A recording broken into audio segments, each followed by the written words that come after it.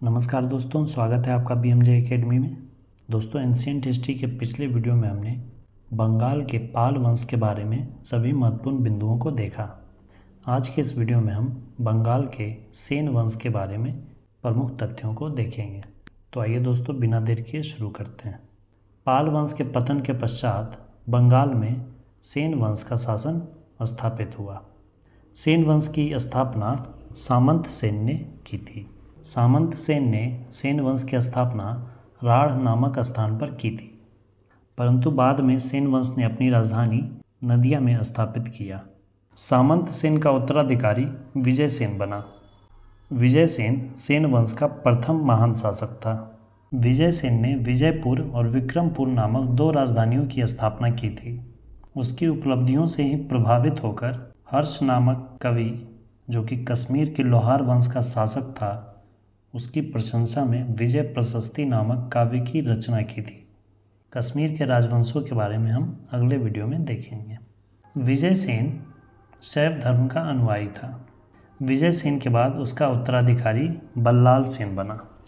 बल्लाल सेन सेन वंश का सबसे प्रमुख राजा था। बल्लाल सेन स्वयं विद्वान तथा विद्वानों का संरक्षक था। बल्लाल सेन ने दान सागर और अद्भुत सागर की रचना की थी। बल्लाल सेन भी शैव धर्म का अनुयायी था और इसने अपने जीवन के अंतिम दिनों में संन्यास ले लिया था। सेन वंश का अंतिम शासक लक्ष्मण सेन था, जो कि बल्लाल सेन का उत्तराधिकारी था। लक्ष्मण सेन के शासनकाल में संपूर्ण बंगाल पर सेन वंश का अधिकार था। लक्ष्मण सेन ने बंगाल की प्राचीन राजधानी गौड़ के निकट ही एक अन्य राजधानी लक्ष्मणवती, जिसे लखनौती भी कहा जाता है, उसकी स्थापना की। बल्लाल सेन की तरह लक्ष्मण सेन भी स्वयं एक विद्वान और रचनाकार था। लक्ष्मण सेन के पिता बल्लाल सेन ने दान सागर ग्रंथ की रचना की थी और एक अन्य ग्रंथ अद्भुत सागर की रचना प्रारंभ की थी, परंतु उसे पूरा नहीं कर पाए थे, जिसे कि उनके पुत्र लक्ष्मण सेन ने पूरा किया। बल्लाल सेन द्वारा प्रारंभ किए गए अद्भुत सागर नामक ग्रंथ को लक्ष्मण सेन ने पूरा किया। गीत गोविंद के रचयिता जयदेव भी लक्ष्मण सेन के ही दरबार में रहते थे। हिंदी भाषा में सर्वप्रथम अभिलेख सेन वंश के काल में ही उत्कीर्ण करवाया गया।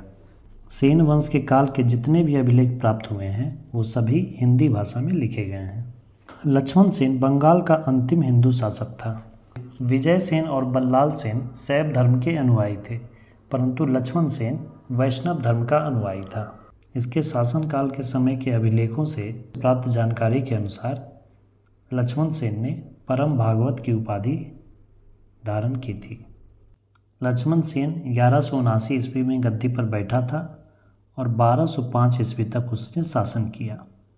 उसके बाद मोहम्मद गौरी के गुलाम सेनापति बख्तियार खिलजी ने अपना अभियान बंगाल बिहार की ओर किया, तो वह नालंदा विश्वविद्यालय तथा विक्रमशिला विश्वविद्यालय को ध्वस्त करते हुए बंगाल पहुंचा, तो लक्ष्मण सेन अपना राज्य और किला छोड़कर भाग गया।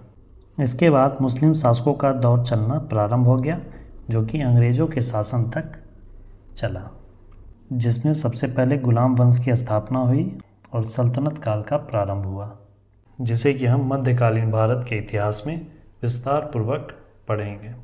इसके अगले वीडियो में हम कश्मीर के राजवंशों के बारे में कुछ संक्षिप्त परिचय देखेंगे, जिसमें कारकोट वंश, उत्पल वंश तथा लोहार वंश प्रमुख हैं। दोस्तों, वीडियो कैसी लगी अपना फीडबैक ज़रूर कमेंट करें। वीडियो को अंत तक देखने के लिए धन्यवाद दोस्तों। मिलते हैं अगले वीडियो में इसके आगे के भाग के साथ। जय हिंद, वंदे मातरम।